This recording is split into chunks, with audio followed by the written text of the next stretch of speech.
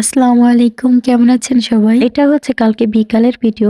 কাল বিকালে আমি কিছু শাক উঠায় রাখছিলাম। কালকে বিকালে না উঠালে দেখা যায় সকালের দিকে পালা থাকে অনেক। ওই টাইমে দেখা যায় শাক উঠানো যায় না। কাদা কাদা হয়ে থাকে মাটিগুলো। এর জন্য আমি আগেই উঠাইতেছিলাম। আর এখানে আমি সব ধরনের শাকই উঠাইতেছিলাম। ছাদে সব রকম শাকই হয়েছে। এখানে পালং শাক, লাল শাক, তারপরে ভাতের শাক বলে থাকি ওই শাকগুলা। সব রকমের আরো কি কি শাক জানা ছিল নাম জানি না। সবগুলাই উঠাই নিতেছিলাম। আর মাশাআল্লাহ অনেক ভালো হয়েছে। এই শাকগুলার নাম আমি কি জানি না, তবে এই ভাতের শাক যেগুলা না এগুলা হচ্ছে ছোট থাকতে ফুল এসে যাচ্ছিল, এর জন্যই আমি আজকে উঠাই ফেলতেছিলাম শাকগুলো। আর আজকে তো বছরের প্রথম দিন হিসাবে আমাদের মুসলমানের তো বছরের এটা প্রথম দিন না, এটা হয়তো ইংরেজি মাসের হয়তো প্রথম দিন, সেরকম ভাবে অনুষ্ঠান বা কোনো কিছু মানে করা আমাদের মুসলমানের মধ্যে আমি যতটুকু জানি। তারপরও সবাইকে জানাই হ্যাপি নিউ ইয়ার। সবাই ভালো থাকুন, সুস্থ থাকুন, আল্লাহ সবাইকে সুস্থতা দান করুক, এইটাই দোয়া চাই সবার কাছে আমাদের। অবশ্যই আপনারা দোয়া করবেন আল্লাহ যেন প্রত্যেকটা মানুষের পুরো বছরটা অনেক ভালো কাটুক, সুস্থতায় কাটুক, এটাই চাই। এখানে হচ্ছে আমি সেই শাকগুলা ভাজি করে নিচ্ছিলাম। এখানে প্রথমে আছে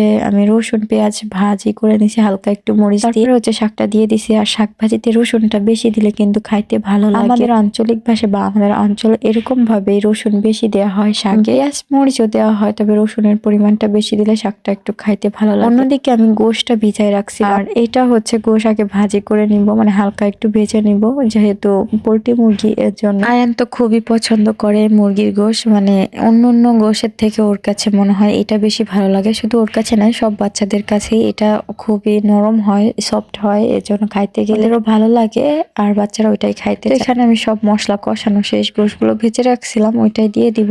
মাস্ট এইটার রেসিপি বলতে শেখানোর কোনো কিছু নাই, গোশ রান্না সবাই পারে। এটা মানে আমি জাস্ট আপনাদের সঙ্গে একটু বলতেছি। আমার ভিডিও যারা দেখেন আপু ভাইয়া বা যেই হন না কেন, আপনাদের কাছে একটা প্রশ্ন করতে চাই। আপনার কাছে এই বছরে মানে যে নতুন বছর এসেছে, এই বছরে আপনি কাকে বেশি মিস করবেন? অবশ্যই কমেন্ট করে জানাবেন। আর কে থাকলে আপনার সব থেকে ভালো লাগতো, আর আজকের দিনটাই বা আপনি কাকে বেশি মিস করতেছেন, যদি আপনার সামনে ভিডিওটা যায় অবশ্যই কিন্তু কমেন্ট করে যাবেন। এই পৃথিবীতে প্রত্যেকটা মানুষ কারো না কারো ভালোবাসার অপূর্ণতায় ভোগে। কেউ হয়তো মা বাবার ভালোবাসা, বন্ধু বান্ধব, স্বামী স্ত্রী অথবা সন্তানের একটা না একটা অপূর্ণতা ভালোবাসার কাজ করেই প্রত্যেকটা মানুষের মধ্যে। আর এটা নিয়েই মানুষের জীবন বাঁচতে হয়, বছরের পর বছরও চলে যাচ্ছে এভাবেই। কিন্তু এই ফেসবুক লাইভে আসার পরে আমি অনেকের জীবনের ঘটনা সম্পর্কে জানতে পেরেছি, যারা অনেকেই আমার ইনবক্সে তাদের জীবন নিয়ে অনেক কিছু বলে। আসলে এক একটা মানুষের জীবন এক এক রকম, এক এক দিক নিয়ে যায়। প্রত্যেকটা মানুষের মধ্যে যে কিছু না কিছু কষ্ট আছে, সেটা হয়তো এখানে না আসলে বুঝতে পারতাম না। হয়তো প্রত্যেকটাই মানুষ আমরা বুঝি, হয়তো আমার কষ্ট আছে, অন্যজন হয়তো ভালো আছে,